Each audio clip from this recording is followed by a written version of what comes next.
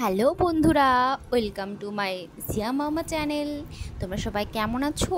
আশা করি ভালো আছো। আমি অনেকদিন পর আজকে একটা নতুন ভিডিও আপলোড করলাম।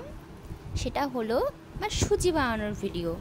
কারণ আমি অনেক দিন থেকেই ভাবছি বাচ্চার জন্য তো প্রতিদিন সুজি বানাই, তো আমার বাচ্চাকে আমি কিভাবে সুজিটা আমি তৈরি করে দিই সেটা আমি যদি একটু তোমাদের সঙ্গে শেয়ার করি তো কেমন হয়।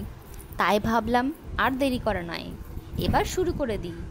ভেবে ভেবে তো আর কাজ হয় না, কাজটা শুরু করতে হবে, তবেই তো হবে কাজটা কমপ্লিট।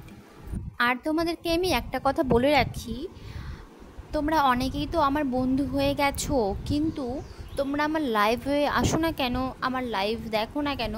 তোমরা লাইভে আসবে, লাইভে এসে আমার সাথে কথা বলবে, আমার তোমাদের যা কোশ্চেন আছে সেগুলো আমি উত্তর দেব।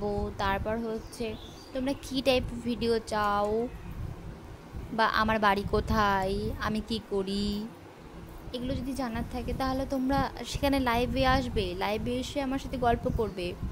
আর শুধু সেই জন্যই তো না, বন্ধুত্ব যদি টিকিয়ে রাখা হয় তাহলে তো একটু কি বলবো, একটু আলাপ আলোচনা তো রাখতে হয়। তো তোমরা তো আমার লাইভে আসো না, সেরকম করলে হবে?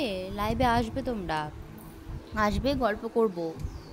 তো গল্প করতে করতে দেখো সুজিটা প্রায় হয়ে এসেছে। নর্মাল যেভাবে সুজি তৈরি করা হয়, বাচ্চার জন্য তো আমি খুব বেশি মানে লাল লাল করে ভাজি না, হালকা একটু ভাজি আমি সুজিটা। ভেজে তারপরে আমি তার মধ্যে দুধ দিয়ে দিই, দুধ তারপর দুধের পর একটু জল দিয়ে দিই। কারণ হচ্ছে দুধটা দিয়ে দিলে তারপর সুজিটা ফুলেতে একটু বড় হয়, চাপা হয়ে যায়, সেই জন্য আমি একটু সামান্য জল দিয়ে দিই, যাতে ঠিকঠাক হয়ে যায়, একদম পারফেক্ট হয়ে যায়। দুধটাও যেন কম না হয় আর জলটাও যেন বেশি না হয়, সেইভাবেই পরিমাণ মতো আইডিয়া মতো একটা করে নিতে হবে। তারপর একদম শেষে নামানোর 2-3 মিনিট আগে আমি চিনি দিয়ে দেবো। চিনি দিয়ে কিছুক্ষণ নাড়াচাড়া করব, ফুটিয়ে নেব, তারপর নামিয়ে সার্ভ করব আমার বাচ্চার জন্য। এই সিম্পল একটা রেসিপি সুজির।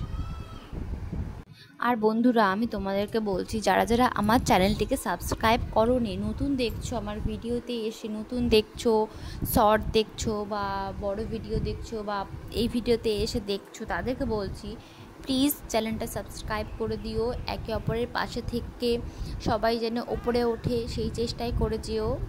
ওকে।